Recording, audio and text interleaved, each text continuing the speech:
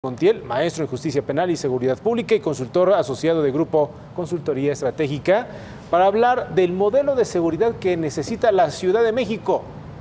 Todos sabemos que si hay un problema gravísimo en este momento en la capital de la República Mexicana, es el de la inseguridad, aumento en los niveles de la inseguridad en distintos delitos, y lo que mucha gente se pregunta es, ¿viene el cambio de autoridad? ¿Qué se necesita para estar como estábamos hace unos años, para estar mejor incluso? Tiene que ver con calidad de vida. Daniel, bienvenido, ¿cómo estás? Buenas noches. Buenas noches, Héctor. Muchas gracias. ¿Por dónde empezamos? ¿Por dónde podemos ubicar este tema? Y sobre todo para ser propositivos a lo que se refiere de estos candidatos, Daniel. Bueno, en cuanto a la seguridad pública y cualquier asunto de gobierno, ni todo es negro ni todo es blanco.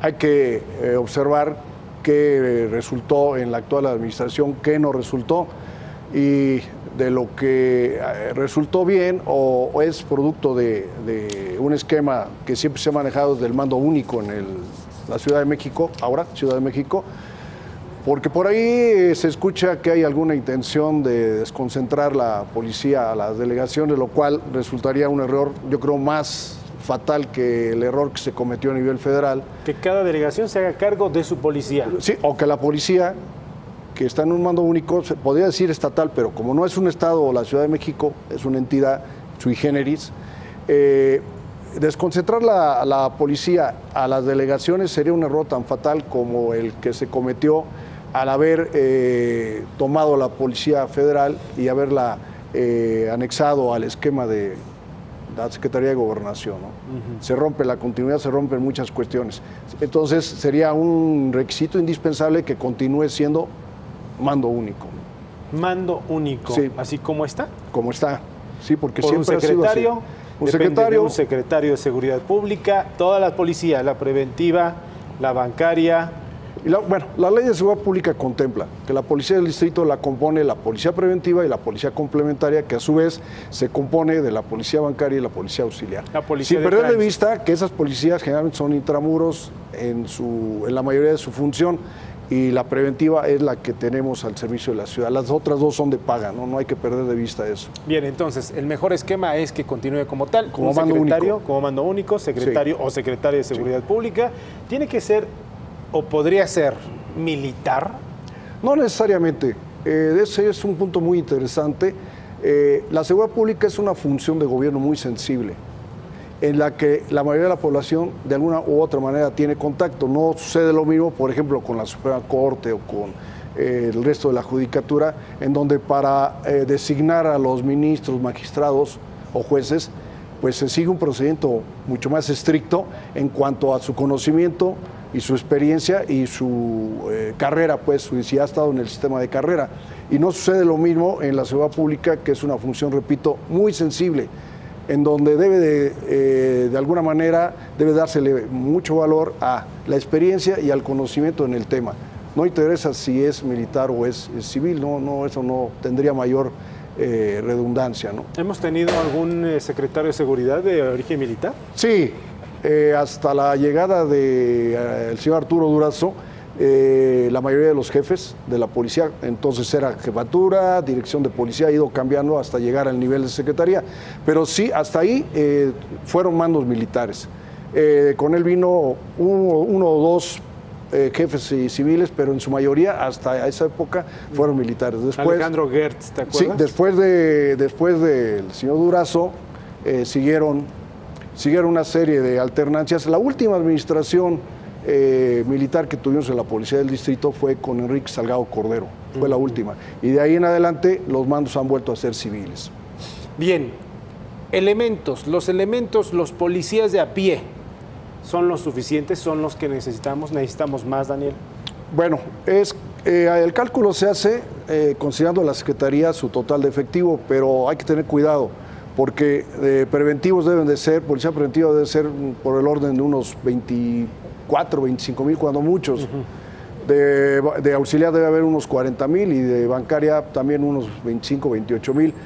pero no es correcto sumarlos porque no hacen su labor todos en vía pública, ¿no? La bancaria y la auxiliar tienen muchos servicios intramuros, ¿no? Los 25 y son de paga, no hay que perder de vista, son de paga, ¿no? Son un servicio aparte. Que sí, por ejemplo, las delegaciones contratan los servicios del auxiliar para reforzar su seguridad en su perímetro, y la bancaria también cubre servicios en algunos edificios públicos y todo, independientemente de toda la seguridad privada que opera en el distrito. Necesitamos más policías para la Ciudad de México, aumentar esa fuerza.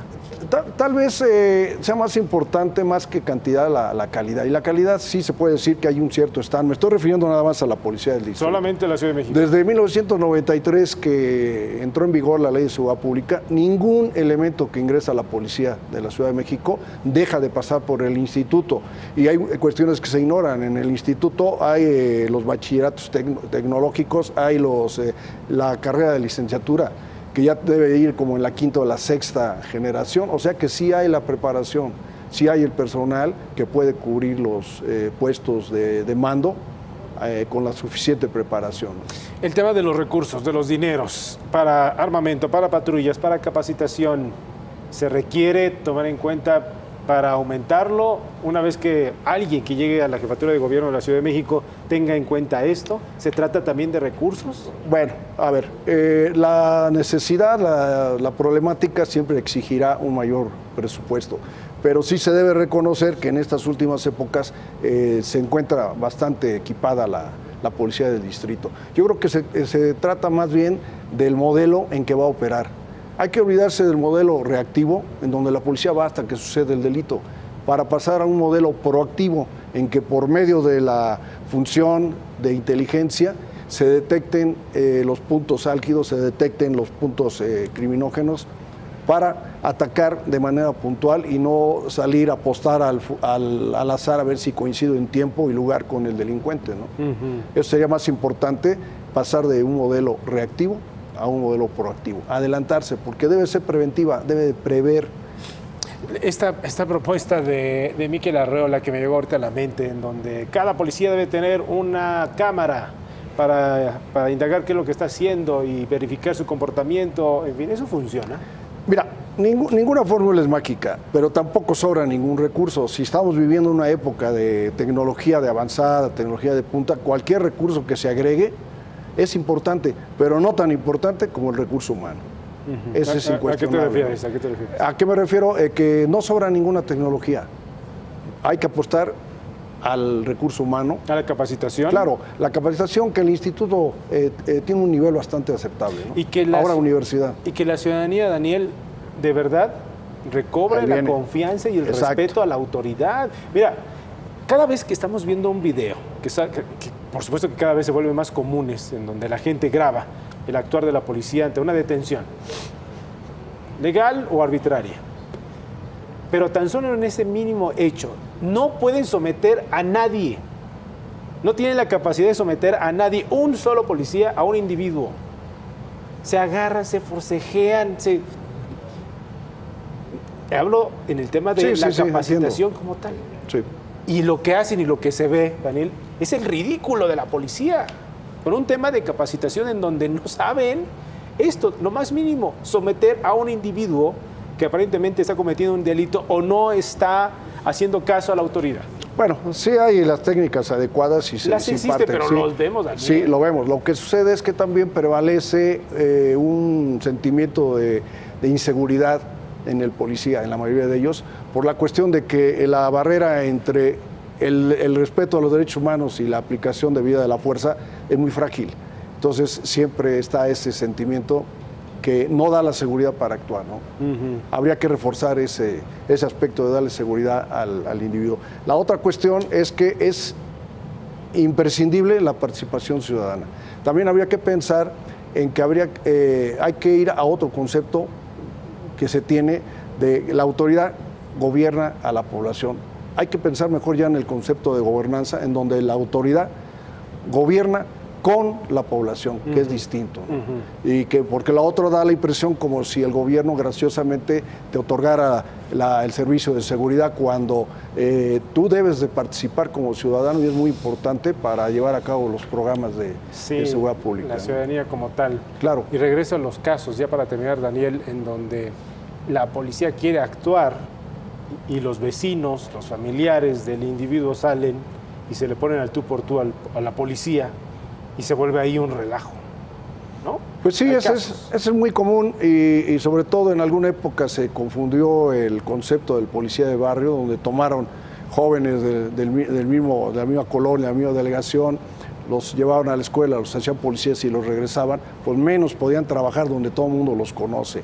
Si así no conociéndolos hay problemas, conociéndolos sería más problemático. Muy bien. Pero más o menos sería el esquema del modelo de quien vaya a asumir el gobierno de la ciudad y que se tome el asunto de la seguridad pública como el más sensible y el más serio. Yo estoy de acuerdo y lo puedo entender que pongan a alguien conocido de confianza, pero cuando menos que sepa del tema, ¿no? Cuando menos y que esté preparado, pero en la materia, porque puedes mandar no sé, un abogado. Porque por más buena intención pero no por tenga, eso, exacto, no por eso vas a saber del tema. Bueno, es que la policía es muy particular y más la de la Ciudad de México. ¿Todavía existe la hermandad en la policía, Daniel? Es otro tema, el cual ha sido un mito urbano. Sí, es un mito. Es un mito. No existe. No existe. Lo podemos analizar y no existe. Sí existen grupos de poder, pero son, diría yo, temporales. Cuando tuviera un jefe, se va ese jefe y se acabó, llega otro jefe y cambia. Pero así hermandad como la que nos quieren pintar o nos quieren referir en la leyenda urbana, hay una hermandad pero de motociclistas que es un chiste, ¿no?